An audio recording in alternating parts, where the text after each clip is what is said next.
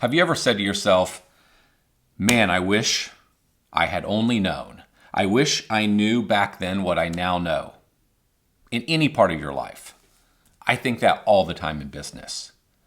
If I could go back 20 years, knowing what I know today, I'd be much wealthier. I would have shortcutted a ton of pain. I would have gone much faster. It would have been much easier. It would have been an entirely different experience. But the problem is, we have to learn as we go. There's just no way around it. I'm going to tell you what I wish I had known 20 years ago. I'm going to use an outdoor services company as my example. Whatever trade you're in, and probably whatever business that you're in, this is going to apply. I'm talking from the frame of going from $0 to $1 million, what I believe to be, without question, the hardest part of building a business. If you're going to 5 million right now, it all still applies. There's a document on 5 for 50. It's a roadmap to $1 million. It looks much nicer. It's in color. If you want to follow along, you can look at the screen, or you can download this document by clicking subscribe. I'll send you a link. You can print it out. I'm going to walk you through this roadmap and explain what it means. It doesn't encompass everything you need to know. That's why you watch a channel like this. But what it does is it talks about the 80-20. What are the most important things that if you get them right, they will give you the highest probability of success, and they will greatly minimize the risk that you burn out, give up, throw in the towel, and never achieve your dream. I'm going to start at the top, and I'll walk you through this. I'm just going to simply look at it. I made myself a couple notes on it. I'm going to look at it, and I'm going to explain it to you, and I'm going to explain how you want to think about the building of your business from 0 to 1 million. If you're past $1 million, you're going to 5. I could have titled this Roadmap to 5 million just as easy because it all applies. Now, I do have a document that goes from 1 million to 10 million, and I step up the game. Let's go through this. Very top, it says, primary goal, generate cash. I've thought about this a lot. It does not say generate profit. It says generate cash. Cash is the life of your business in that it gives you the money to grow. Profit, for many, if you hear people talk about EBITDA or paper profits or all these terms around profit, profit only matters when you take it out of the business and put it in your bank account, or you could have taken it out of your business and put it in your bank account, but instead you chose to take the dollars that were actually made and generated that are cash in your bank account, and you reinvest them back into the business. That's why cash matters. All the pain that you and I have experienced over the years can be solved with cash. Cash allows us to hire better people. It allows us to do marketing to get better customers. It allows us to buy better equipment. It allows us to buy software to make running our business far more efficient. It gives us the confidence to fire a person because we know we have the money to go replace them, on and on and on. Cash is the name of the game. And if you're anything like me, you might have made or set for yourself some bad goals in the early days. One of the goals I set for myself when we started our outdoor services company was I just wanted to get 1,000 clients. Somewhere I heard about somebody had 1,000 residential clients, and I thought, that's what I want. That would be great.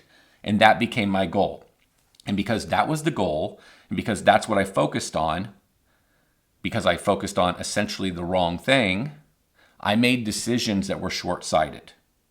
Sometimes I didn't focus on collections like I should have. Sometimes I didn't focus on getting rid of the wrong clients because that was going to keep me from getting to my goal. Sometimes I didn't focus on a whole ton of different things that would have been the right thing to do. But frankly, I was so busy just trying to hit 1,000 clients that my focus was off. And it sounds so stupid to say I didn't focus on collections, or I had some clients that weren't generating enough profit. I should have just got rid of them. It sounds so obvious you would do such a thing, but I look back and I didn't. Where are you not doing the things you know you need to do? Because there's some goal you have. Gross revenue. I just want to get to 250,000. I just want to get to 1 million.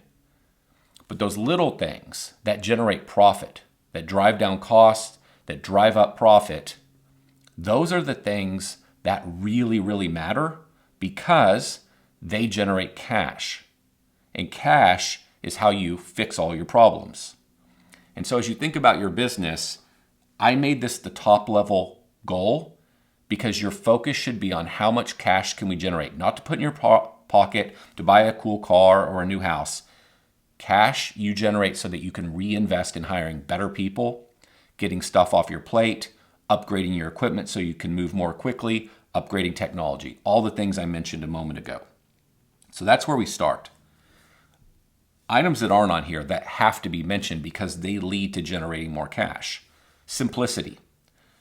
We all get in business and at first things are going oftentimes somewhat good, meaning we're having some experiences where we sold some work, we've made some money, it feels good. We're making progress. But there will absolutely be a point where you feel like you hit a wall and it gets harder to get clients. It gets really hard to find that first employee or that second employee. Or money is tight and therefore it's hard to upgrade the equipment, but you desperately need the equipment. There's a variety of walls that we hit while we're building a business, and a lot of the walls happen from $0 to $1 million. And when we hit these walls, we look around in the market and we look at other people's businesses. We look at other people that are way more successful than us, and we look at what they're doing and we say, oh, that's what I'm missing. If I were to add this service, or if I were in that industry, or if I did whatever that other person's doing, that would fix the problem. That would get me past this wall. It would get me past this plateau. And that's almost never the scenario because we don't understand the complexity that comes with the next service, the next type of marketing campaign, the next whatever we do. Just as I would like you to pound into your brain, cash is king, as they say, cash is what matters, simplicity takes equal footing. Simplicity leads to cash. And we often complicate our businesses because we see somebody else doing something and it's working for them, and we think we can implement that in our business and get a result. And what happens is when we implement that in our business, we're not ready for it. It adds complexity. Another example. Let's say you're mowing lawns. You're making $150,000 a year, and you say, oh, if I were to just add fertilization and weed control, then I would start growing again. And to some degree, that's logical. A lot of my customers that I mow their lawns are probably buyers of fertilization weed control. The reality is you're going to have a hard time you won't sell 100% of your clients fertilization weed control. You'll sell some small percentage of those clients that service. And so immediately you're now doing a service that takes a lot of your time to generate a small amount of revenue. And very quickly you realize, oh wait, I really need to figure out how to market this service, not just to new customers, to my existing customers, because they're not buying. I had assumed they'd all buy, but they're not. So clearly I've got to try really hard to convince them to buy fertilization weed control from me versus someone else. So again, immediately you've complicated your business with this new service, and not nearly as many people as you thought would buy the service have now bought the service. And that causes problems for a lot of reasons.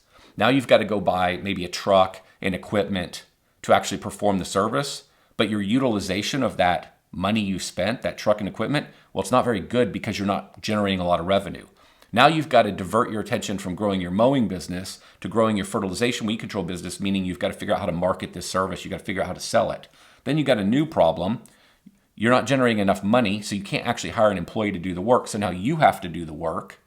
So you have to learn everything about fertilization weed control. You have to deal with all the problem calls. You have to diagnose all the issues. And then because you're new at this, you suck at it, and therefore you were killing it, doing great mowing a lawn. Now you drop the ball on weed control, for example. You get fired. They don't just fire you for weed control, they fire you for everything. I could keep going. That's complexity. And it all started by looking at some company that's making millions of dollars a year doing fertilization weed control. We do the math and say, that's not that hard. I can do that. All my customers would buy it. That's about as much thought as we gave it. And the next thing we know, a year later, we don't know why our business sucks. Well, it sucks because we've added a profit center to our business that in time could and should be really profitable. But for now, it's not. We were way too small when we added that. So think about simplicity. That's simplicity. And that's how it happens. And we do this in a million ways. I did this.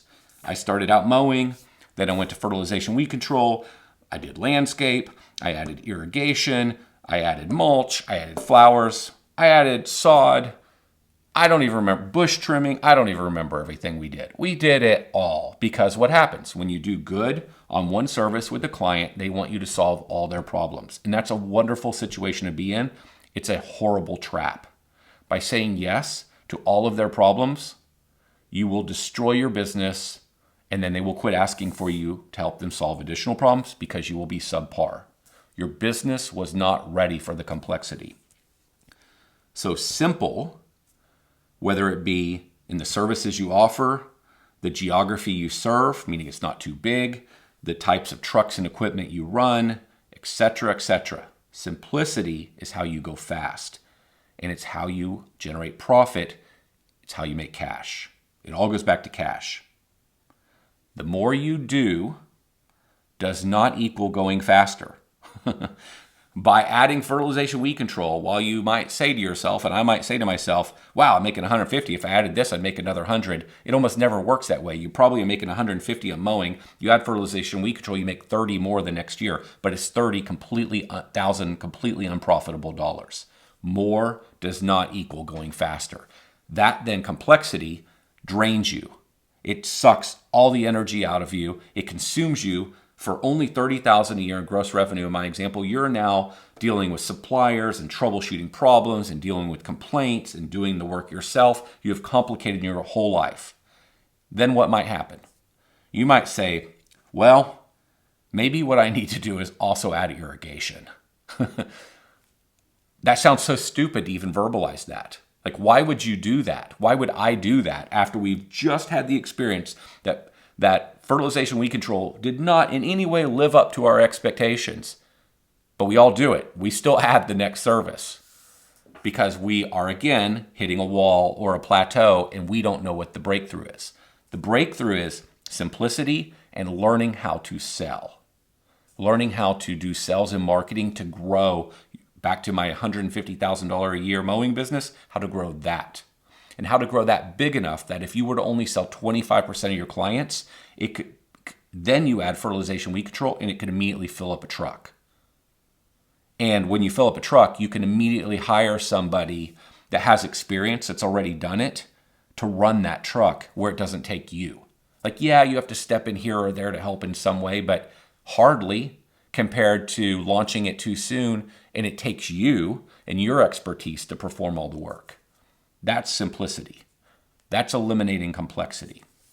And so while that is not specified on this document in that way, that was important for me to talk about because it directly correlates to the generating of cash.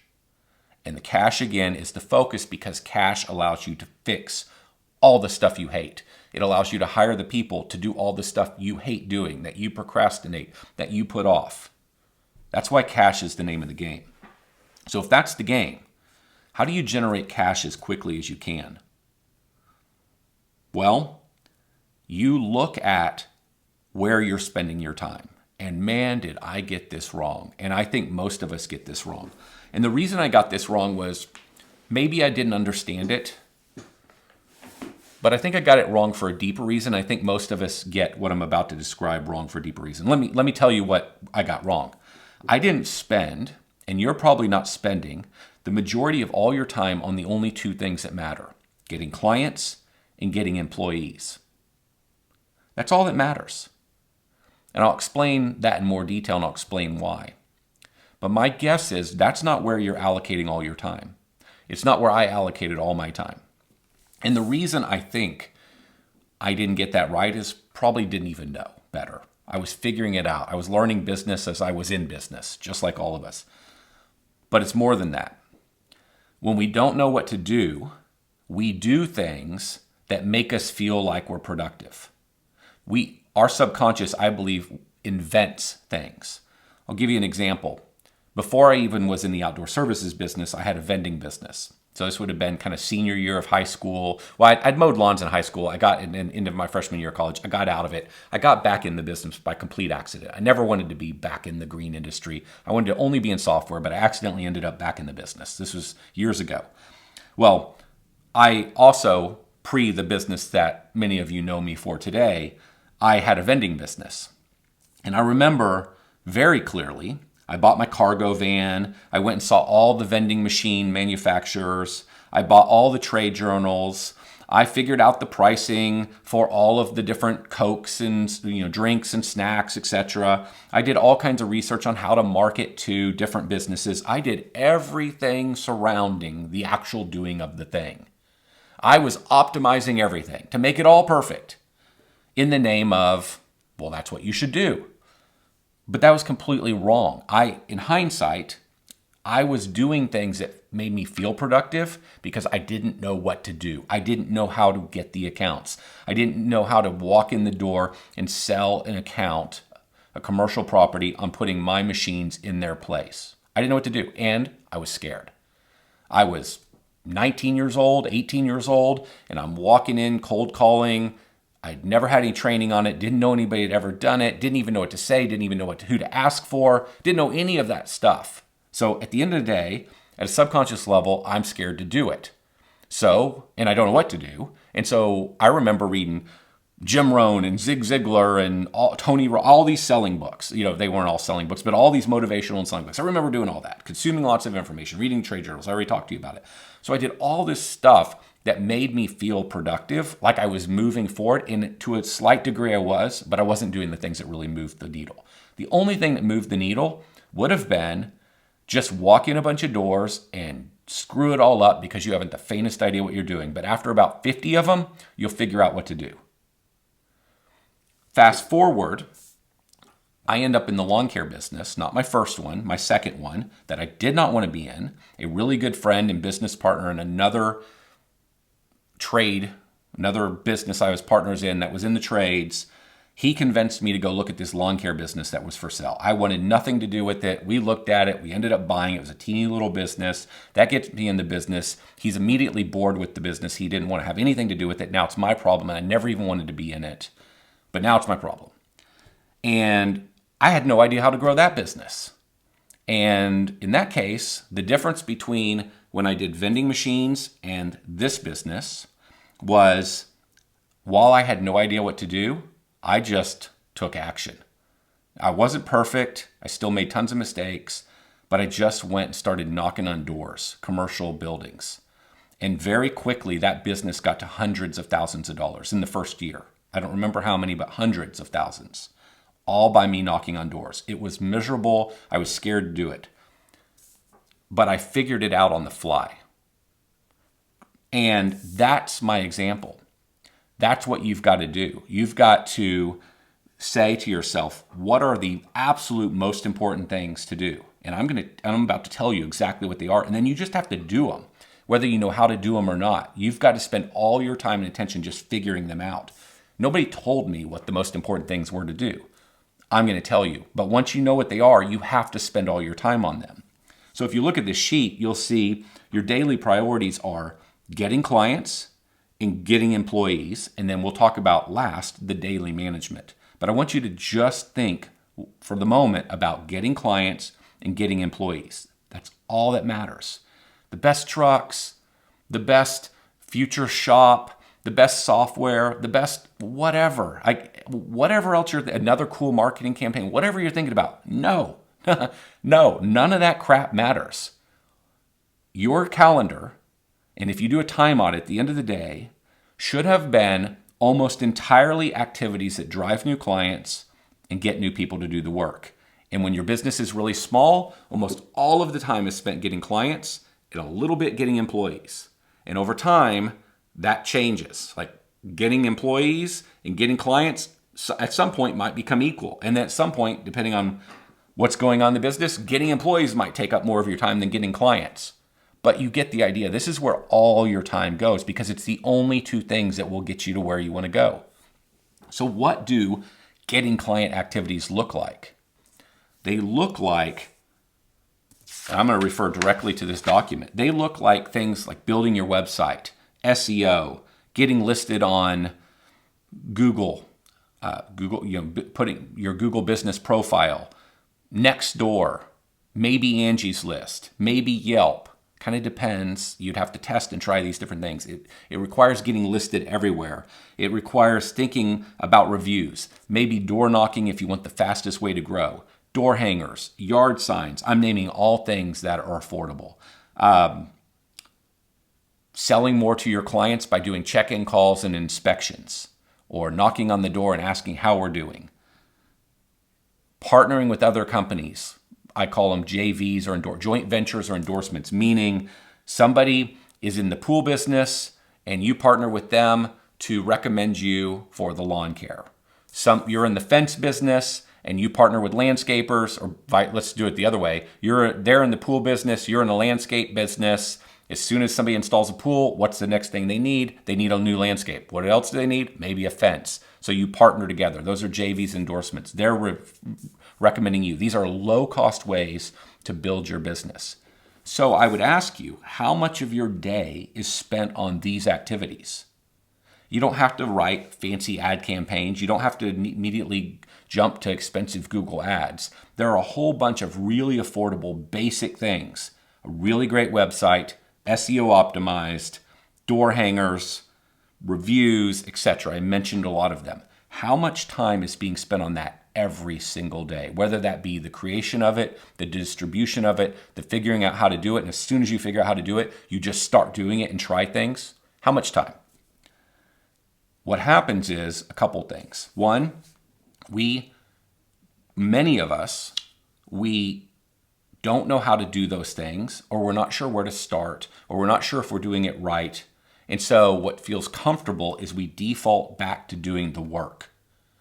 Whether that means mowing a lawn, building a deck, installing a fence, cleaning a pool, whatever that thing is, we keep defaulting back to that thing, to doing the service, because we know how to do it. And we avoid the things that we don't know exactly what to do, that we're unsure about or we're unfamiliar with.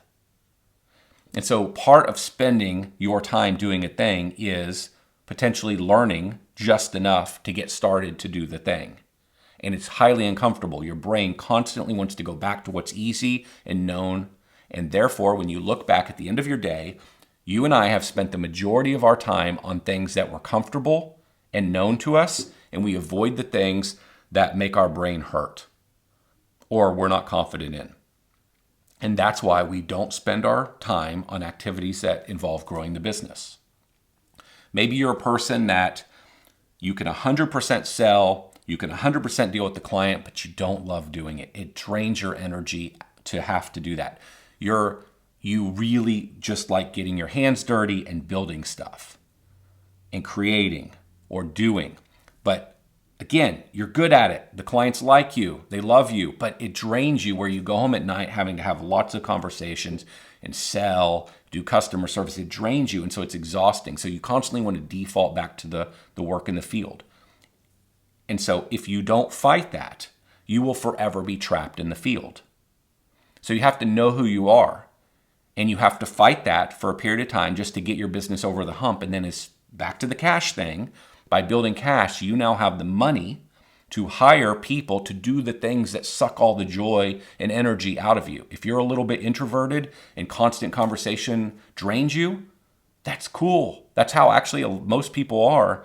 So what you want to do is generate enough cash to hire people who want to be talking to the client, want to be selling, want to be doing those things. And then you do way less of it. That's totally cool. You do not have to do that thing. You do not have to be the best at that thing. You just have to know what you're best at. And then you need to hire other people to do the things that are not your thing. That's how you want to think about your business. And so my point is, be very, very aware of the battles you're fighting at a subconscious level that keep pushing you back to do the easy and the known and the comfortable stuff and keep you from doing what is most important. And that's why I put these items on this document. Every day you want to look at it and you want to say to yourself, is the majority of my time going to getting clients, even if it's uncomfortable, even if I don't know what to do. If I understand, I don't know what to do, okay, how do I figure out what to do, and then how do I do it? And then once you start to spend your time, let me real quick before I go on, why do companies plateau? It's really simple why companies plateau. They don't have enough work. There's no magic, there's no mystery around, I don't know why my business won't grow. It's real simple. Your business isn't growing for just a couple reasons. One, you don't have enough clients to grow the business. Or two, it's back to you don't have enough clients. You are getting clients, but now your cancellations are starting to equal out about the new number of clients that you're getting. So you've got to get even more clients.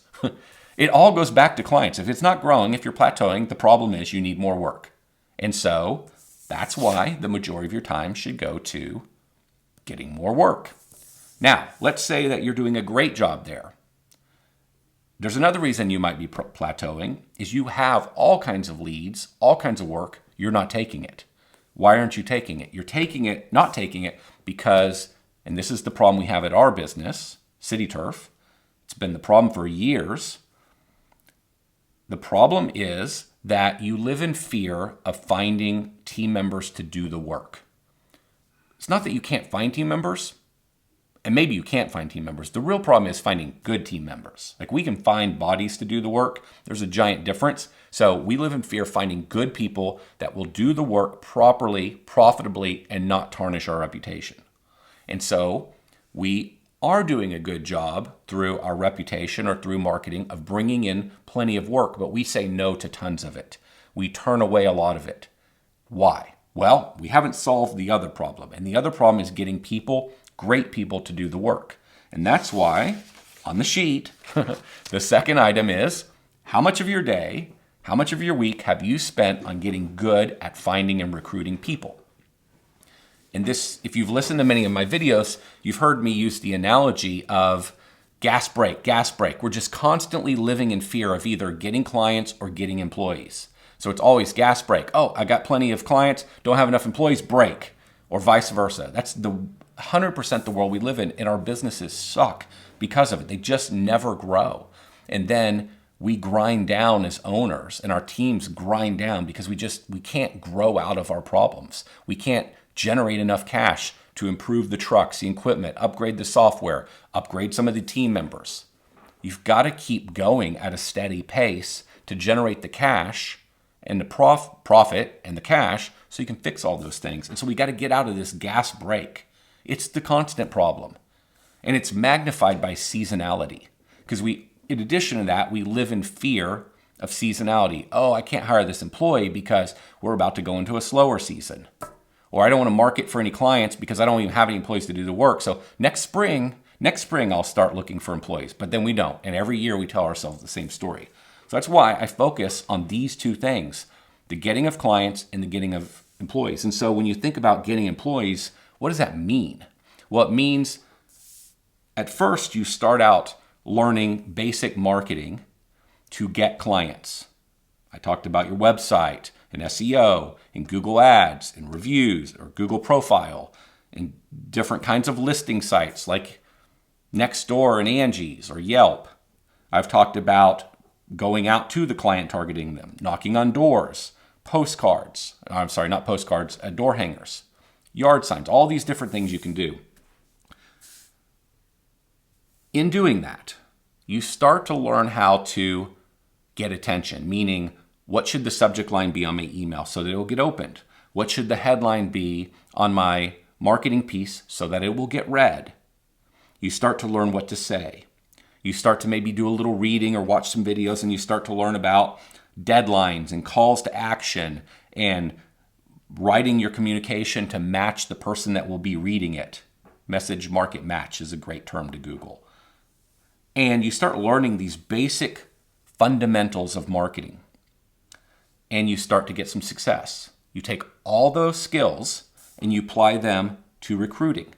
You take your marketing skills and use those exact same marketing skills to convince a human being, the right kind of person, to come interview at your company and potentially get hired.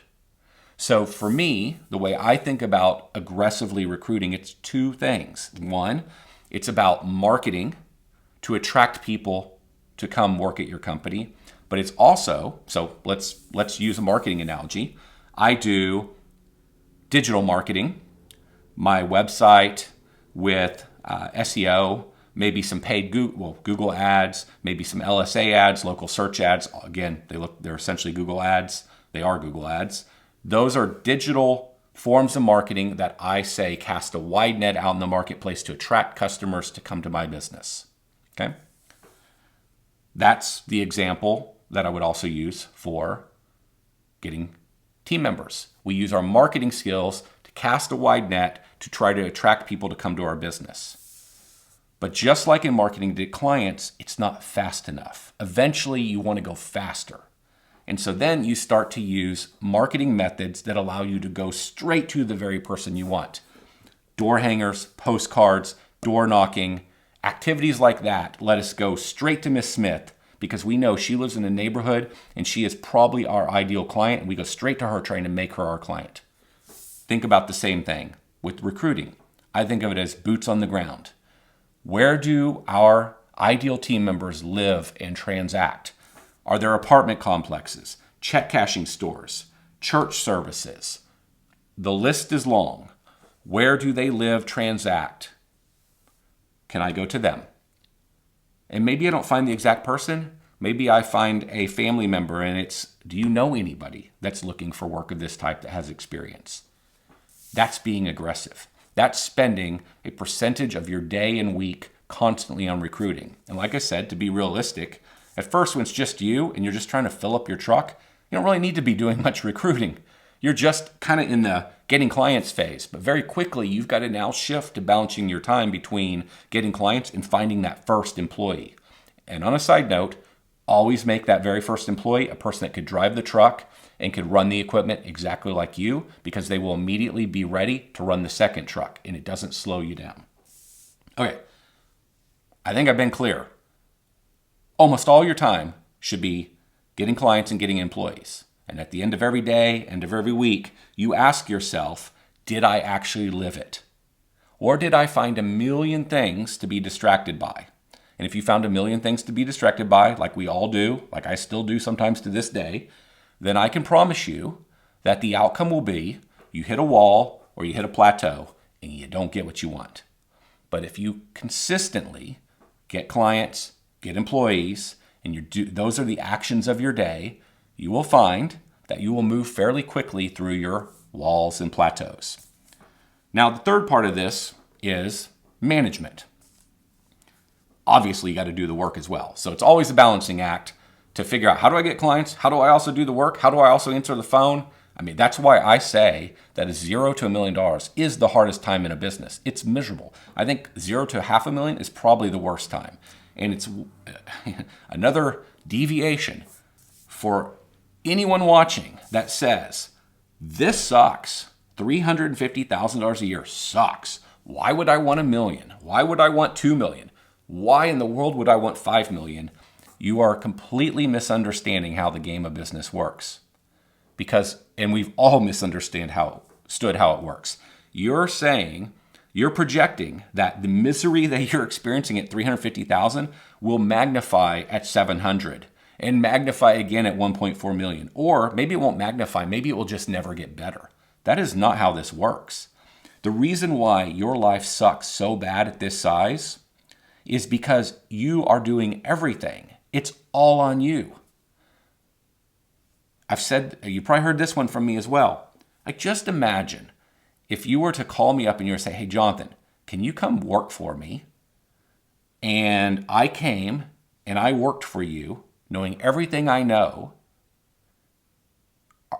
Wouldn't tomorrow your life be 100% different? Couldn't you imagine? I would just come in and it's like, okay, you just keep mowing lawns or spraying lawns or doing whatever you do. I'm taking over sales. I'm taking over marketing. I'm taking over all the phones. I'm taking over all customer service.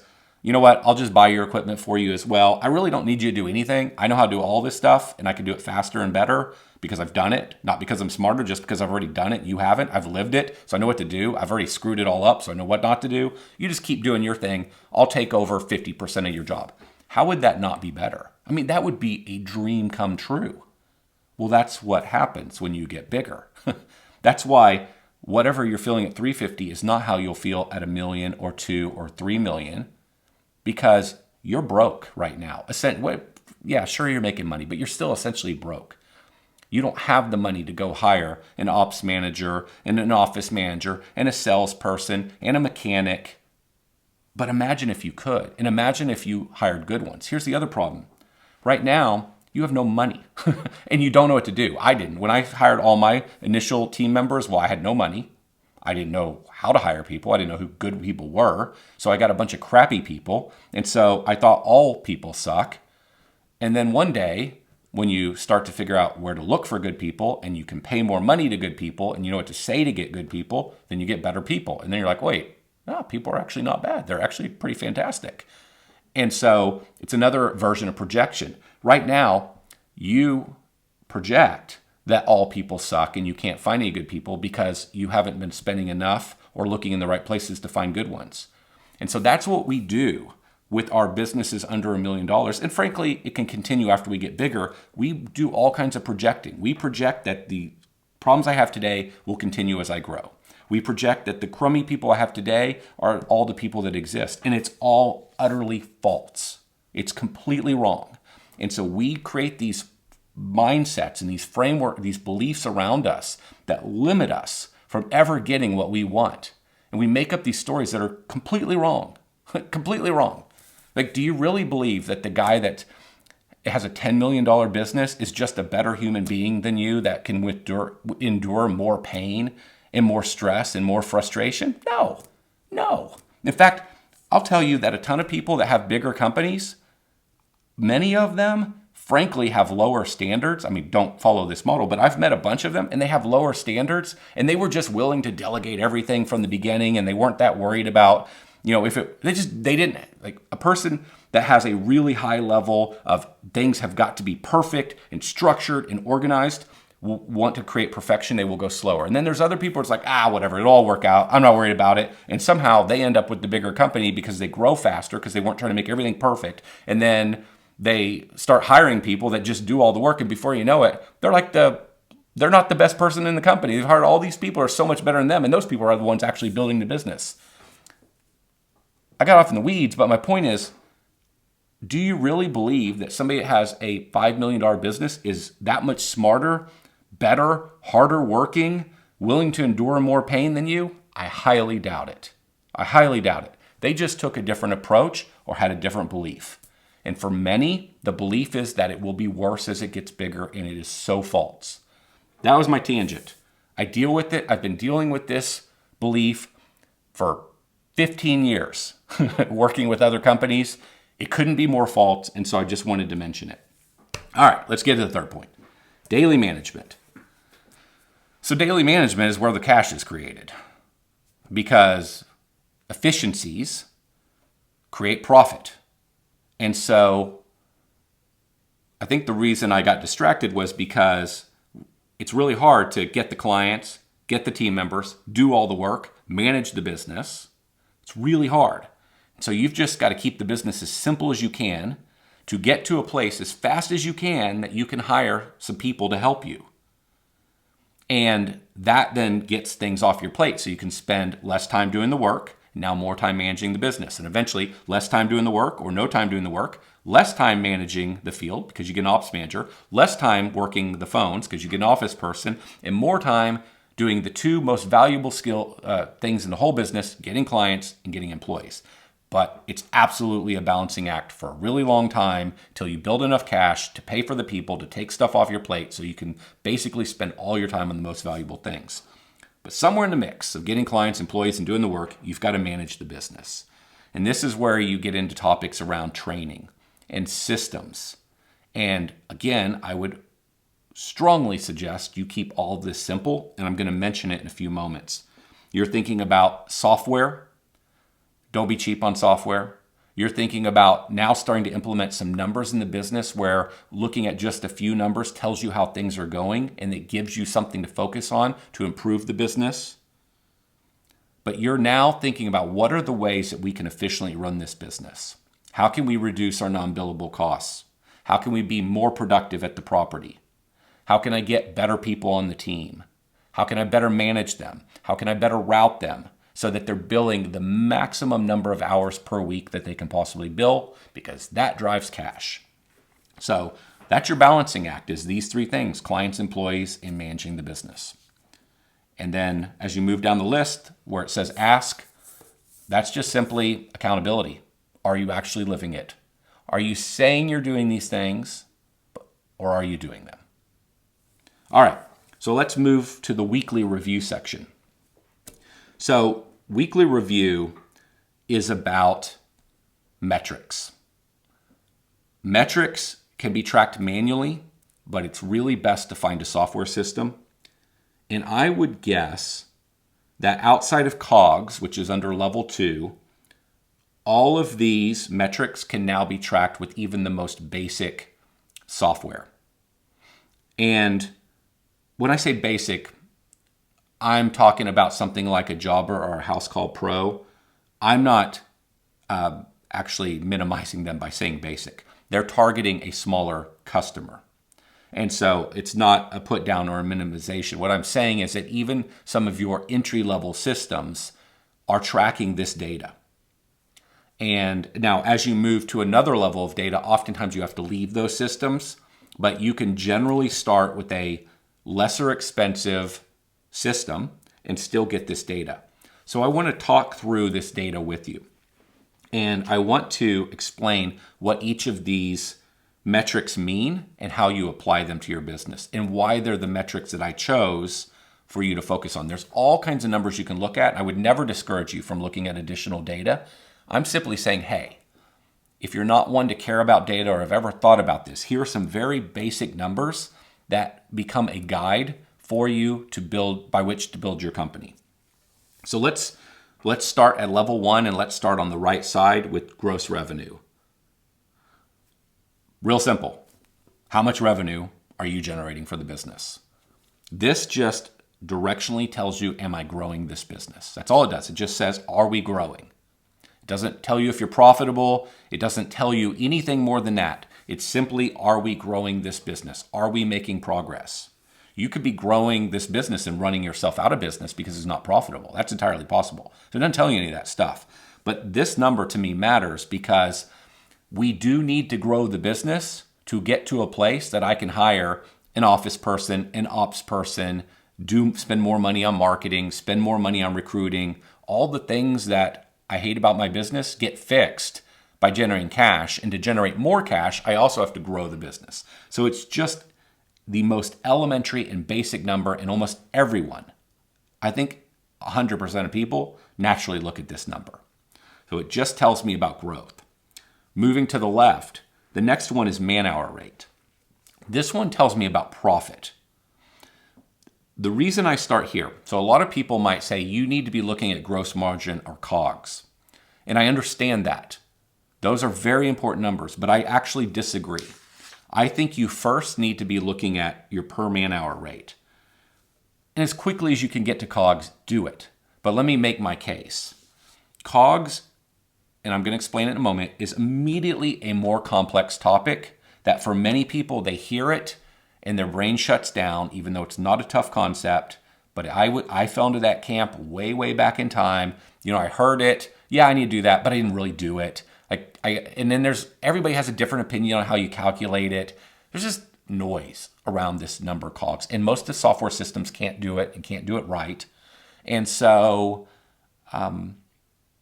it's just not an easy number to get for most people unless somebody shows you how to do it or you hire a consultant to help you do it. And once you see it, it's like not hard, but it's just generally not the number most people track. Per man-hour rate is really simple to track.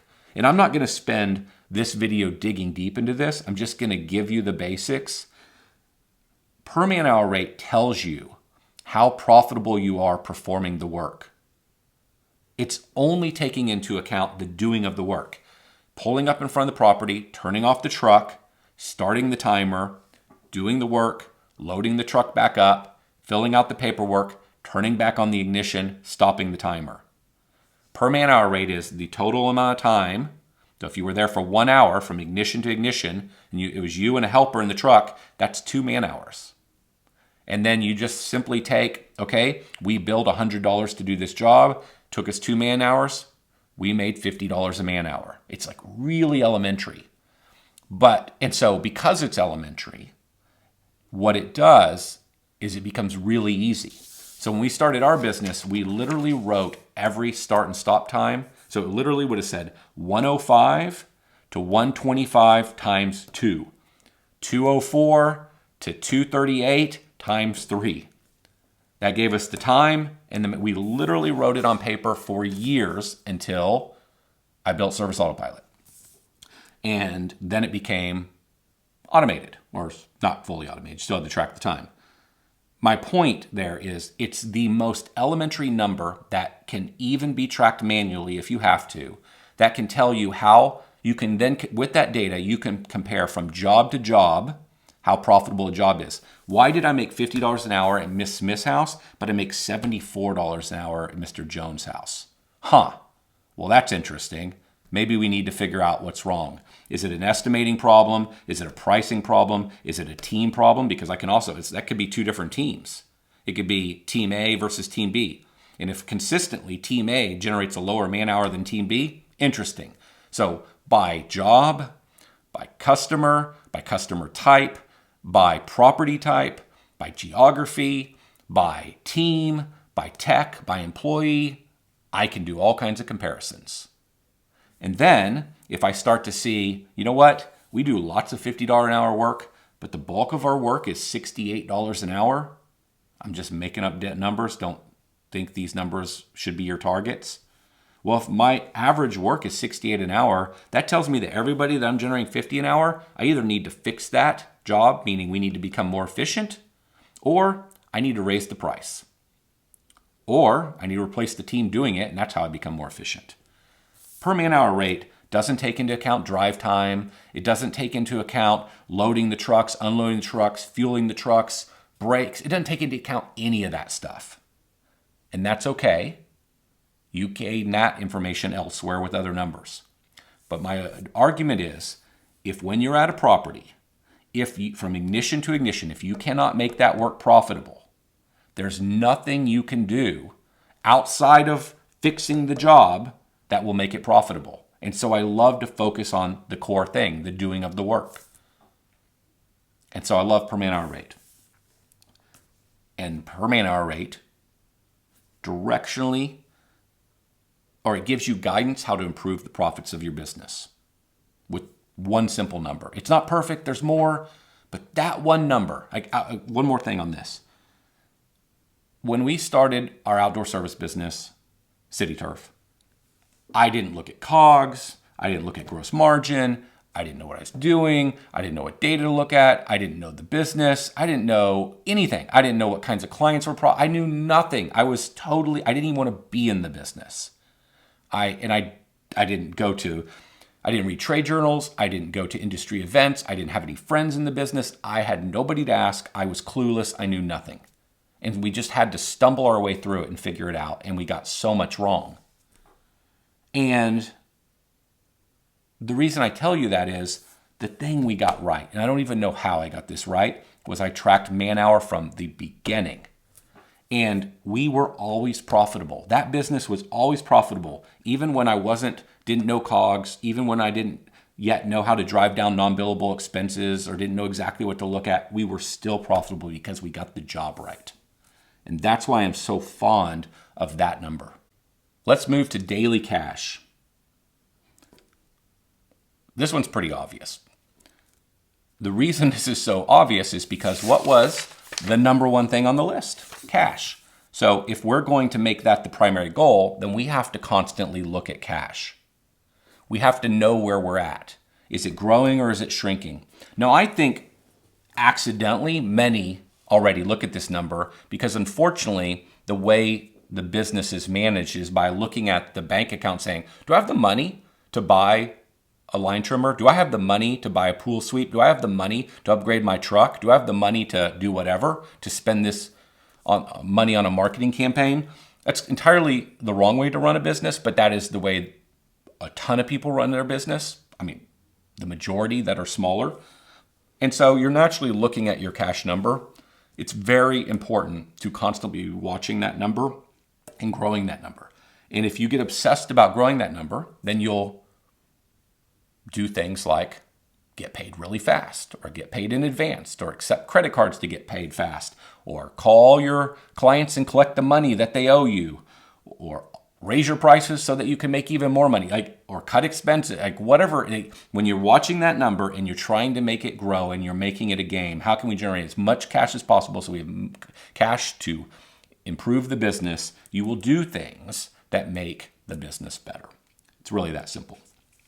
All right, those are the three. There's so many others. We could debate what the most important numbers to track are, but I feel this is a great starting point. And if you'll just do this, and you will win. And what will happen is you will become encouraged. You will implement software, and you will then track more data, and it will get better. I also think you can track too much. I think you can overly obsess on data, and that just causes a different kind of problem. Let's go to level 2. We'll just start in the top left, COGS. I've got videos on it, not going deep on it. I've got friends that teach you how to understand all your numbers. I'd encourage you to do something like that because it's a game changer. But COGS is nothing more than what did it cost me to do the job. If I hadn't sold the job, I wouldn't have incurred the costs. It's that simple. So what costs do you not incur if you don't do the job? You don't have to pay the team. You don't have the fuel expense. You don't have the material cost. You get the idea. That's COGS. It's really that simple. COGS is critical because it allows you to compare divisions, lines of business, all kinds of things. It's also one of the single best numbers to benchmark against other people in the industry. So as an example, if you hire a consultant or you join a business group that actually pays attention to data, then you'll be able to talk with other people and understand what their COGS are for any given line of business. And it'll give you an idea of maybe what your target is. Now, I will caution you there. Everybody calculates COGS a little bit differently, so you want to make sure you're talking apples to apples. Moving to the right, churn. Churn is just cancellations, customers that cancel. If you start the beginning of the year with 100 clients, you end the year with 90, you lost 10 clients, you had 10% churn. Now, I will tell you a whole bunch of different ways to calculate churn. That's a very elementary way to calculate churn, but it explains what churn is. Better said, I should just say cancellations or attrition. They're all the same word. And so you want to know this number for a ton of reasons. As your business gets bigger and you're moving faster, your churn might go up because you're underperforming in the area of quality and customer service. It might be that you are having great success selling into a specific area, zip code, carrier route, neighborhood, but yet cancellations, your churn out of that area is way higher than it is elsewhere. So on one hand, it's like, wait, this is a great market because we're selling so much into it, but your retention is way lower. Maybe you're better off reallocating those marketing dollars elsewhere. There's a lot, and that's pretty sophisticated for $1 million business. Don't even really worry about that, but it gives you an example of how you think about cancellations and churn. It tells you how you're doing. Are we improving, or that number, when it starts to creep, immediately should catch your attention and say, okay, what's going on? We need to investigate. It's that sort of a thing. That's how most metrics work. They tell you, are we on track to the goal? We said we wanted this amount of gross revenue. Are we on track to it? And so oftentimes they're just numbers that you can glance at, and they are indicators to tell you when you're off track. Wait, churn's going up. Why? Now we investigate. CAC. The number on the top right. CAC is client acquisition cost. CAC is this acronym that might be confusing. It's super simple. What does it cost to get one client? It takes into account the marketing expense and the salesperson expense. Again, I talk about this stuff elsewhere. This is really important because you need to understand what it costs to acquire a client. Because again, if this number's creeping, that tells you need to check, figure out why. It also gives you confidence to go. If your CAC is $100 and a client is worth $2,000 a year to you, and that client will just make up a number 20% profit, that means they generate $400 a year. And if you were to say to me, well, I don't want to spend more than $100, and I would say to you, really, you would not spend $20 more, $120 to get $400 more a year in profit? Like, that's a great trade. If you took $100 and $120 and put it in the stock market, well, let's use 100, it's easier. If you put $100 in the stock market, you would be happy if at the end of the year you had $109. But you're telling me that you won't trade $120 for $400? But that's how everybody operates. It's like, they have made up some arbitrary numbers. Like, oh, no, $80, that's too much. $150, that's too much. Business is a game of math. And the earlier you learn the math, well, the faster you'll go. And so CAC tells you what it costs to acquire a client. It tells you when you've got a problem, that number's going up. And it may be an acceptable problem, but it tells you. And it also gives you confidence to spend the money. Also, CAC by marketing method is important. So for example, I would know what it requires to, this is as you get more sophisticated. Initially, you're just doing overall client acquisition cost for the whole business, but eventually you could figure out your client acquisition cost for Google ads versus LSA ads versus door hangers versus door knocking versus whatever.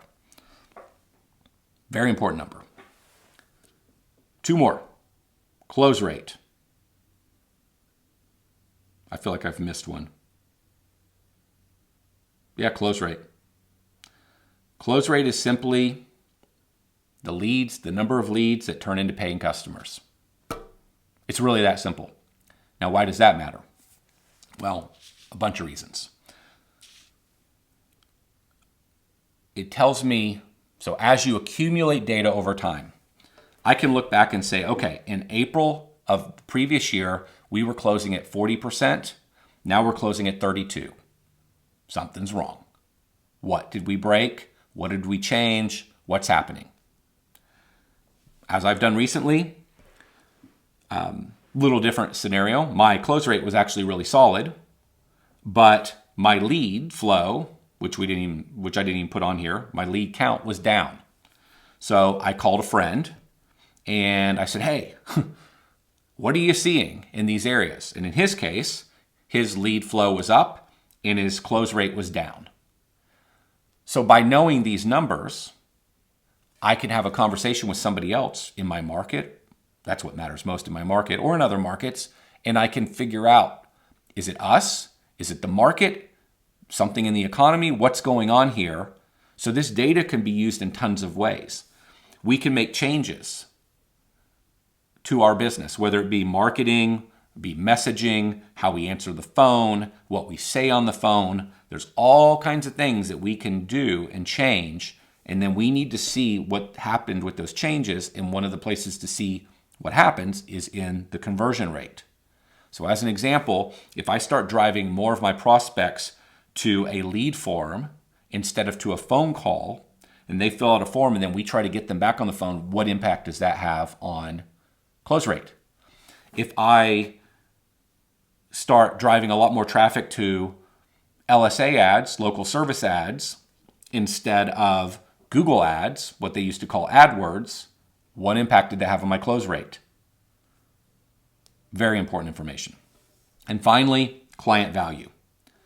So client value is simply how much does one client make you per year? So every incremental client I add to the business, what are they worth to me? Now, the reason why this metric matters, remember, and I don't know if I said it, but it's this concept of whatever you focus on improves. So one of the levers that you want to pull on your business is growing the value of your client. So if your client on average is worth $1,000, if you didn't sell any additional revenue, but you grew all of your client values to be $2,000, you would double your business without selling a single additional client. So by levers, I mean you can increase prices to make more money. You can sell more clients to make more money. You can increase the value of a client to make more money. You can reduce your cancellations and churn to make more money. There's a variety of ways that you grow the business. So this one is a critical one because it's one of the cheapest ways to grow the business. And so by looking at client value and growing the average client value across the company, you are basically to focus on that number. It's forcing you to take actions that will generate more revenue with the client. The other thing it does is client value combined with CAC, the client acquisition cost, tells you how much you can spend. It's one of the metrics that will tell you how much you can afford to spend to acquire another client. So again, I could spend more time on this, but this explains it. So as you think about this document, that's how you think about these metrics. Now, I would encourage you to dig in further and understand these numbers better, and I would encourage you to find software that can deliver to you these numbers. I'll end with this. On the right, there are 3 milestones that I want to call out. And let's start with the hiring office employees and the hiring ops manager or sales. This is where life gets way better. So back to my conversation earlier. Maybe you're smaller right now. You're stuck in the middle of just exhaustion, pain, frustration.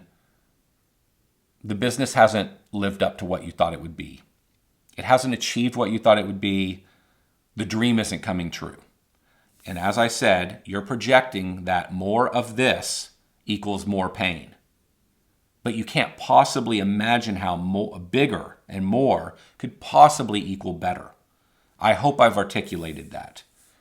The ways in which it becomes better are usually with 2 very specific hires. So this doesn't get you to perfection and easy, but this gets you to a place where it's just so much better, like a game changer. Generally, there's a couple ways you could approach this. So we're talking about hiring an ops person to help you in the field, and we're talking about hiring somebody in the office. You really need to figure out where you're having more pain. Okay? So for many, one of the very first steps is to hire an operational assistant. So this is a lesser expensive person who can do a variety of things. They can take equipment to teams when equipment's broken. They can go out to properties where there's service complaints, maybe talk to the client. That would be a killer if they could, but sometimes an assistant isn't quite, you don't feel totally comfortable with them doing it. They could at least take pictures. Maybe they could start to do some estimates, at least on simple things. They can do basic getting the crews out of the office in the morning. They can fill up trucks. They can do all kinds of miscellaneous lower dollar activities that you're having to do that just completely waste your time and just eat up your day where you're not spending your time on getting clients or getting team members. So just think about all those little tasks that somebody else that's field focused could do.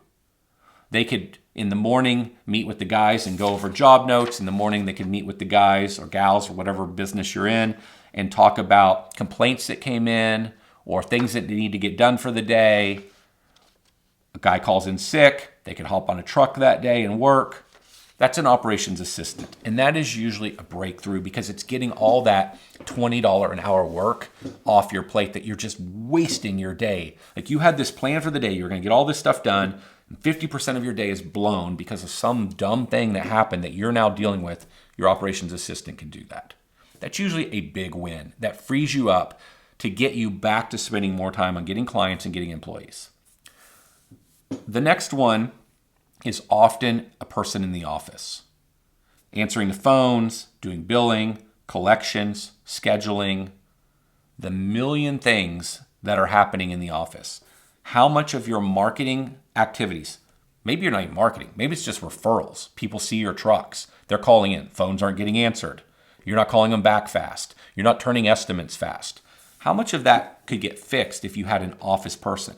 An office person can also do things like you literally walk a property and you take pictures, you talk into your memo app on your phone, that voice memo and the pictures go to your assistant, the office person, and they write up the estimate and get it out. Like if you stop turning estimates in 3 or 4 days and turned them that day or the next day, and you answered the phone live all the time, and you did check-in calls to see how things are going, how much more work would you generate? How much more money would you make? How much more cash would you have?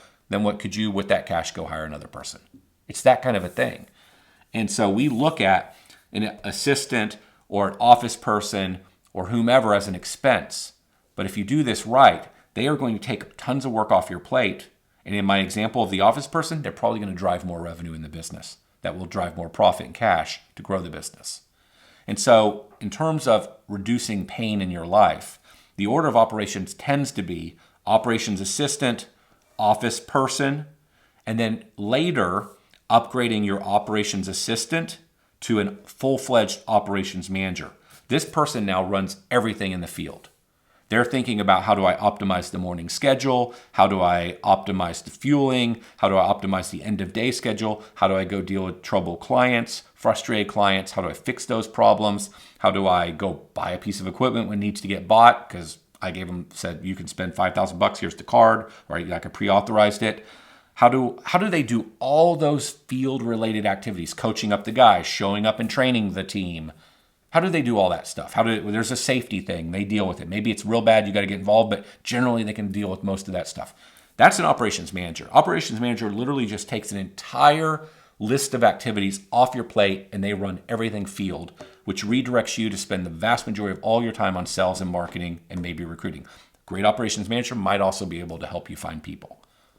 Those are the most important early hires that will change your life. And then you just keep tacking on additional people. One day, maybe it's a salesperson. Maybe it's more office people. You get the idea.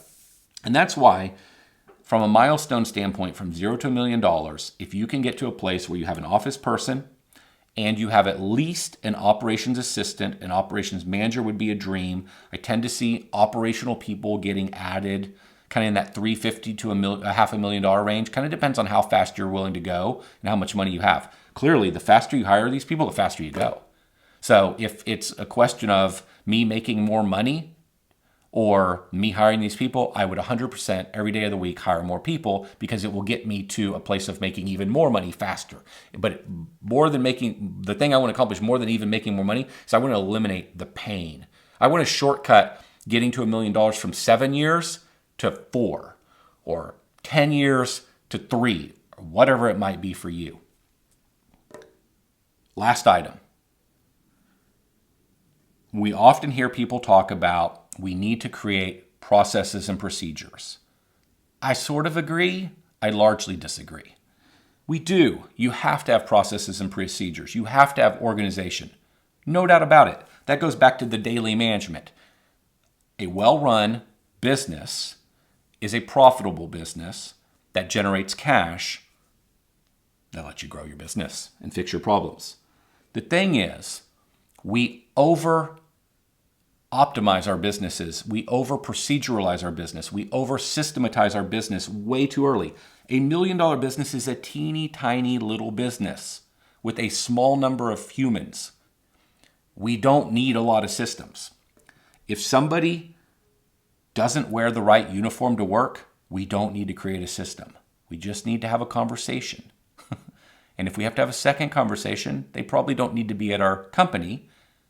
And then when they're not the company, we don't have a problem anymore and we don't need a system anymore. We constantly create stupid, pointless, waste of time systems in our companies to deal with one human being. Who cares? I don't need to berate you by telling you that you should not wear a certain kind of shirt because you've never worn that kind of shirt and you would never do that thing. Or better said, here's a better analogy. I don't need to have a company meeting with my 12 employees about smoking in the truck when 11 don't smoke at all and only 1 does. But why in the world did we create a system to tell people they can't smoke in the truck, talk to 12 people about it, waste their time when I could have had the conversation with 1? And if that person wasn't even on the team, as I said, there would be no need for the system. And I think systems, go back to the beginning of my video when I was telling you my vending story. They are an example of us doing a couple things. 1, We don't want to have the hard conversations with the person. So we create, it's like the old Office Space movie. I think if I'm thinking of the right movie, he'd create memos about stuff and send them out. Nobody needs a freaking memo. All we need to do is have a conversation. And so we waste everybody's time, and we waste our time even proceduralizing things when we're this size. As you get bigger, a little bit more does need to be proceduralized. But when you're this size, you need very few systems. You just need more conversations. And when the conversations don't achieve what you want, you need to fire. Like, that's really it. So if you've read the E-Myth and you're like, oh my gosh, I need to run this like McDonald's. No, you don't. Not even slightly, because everything you're doing is going to change. Whatever you're doing to run a $300,000 business will not be how you do it to run a $1 million business, and it sure will not be how you do it to run a $3 million business. Every time there's as they say, a step order change in terms of size, everything breaks. It's like, why did you create a whole system for self-management, and then $300,000 more you're hiring an operations manager?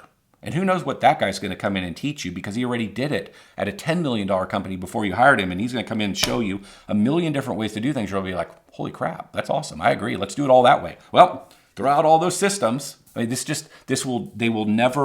you will never stop throwing them out. Now, it doesn't mean that you're like, okay, well, if it's always just going to change, we never do anything. That's nonsense. But my point is, we spend so much time doing things that make us feel productive because we read the E-Myth or we watched a YouTube video and everybody says everything needs to be systematized. So it makes us believe and feel this is the most important thing to be doing. And I'm telling you, it is not.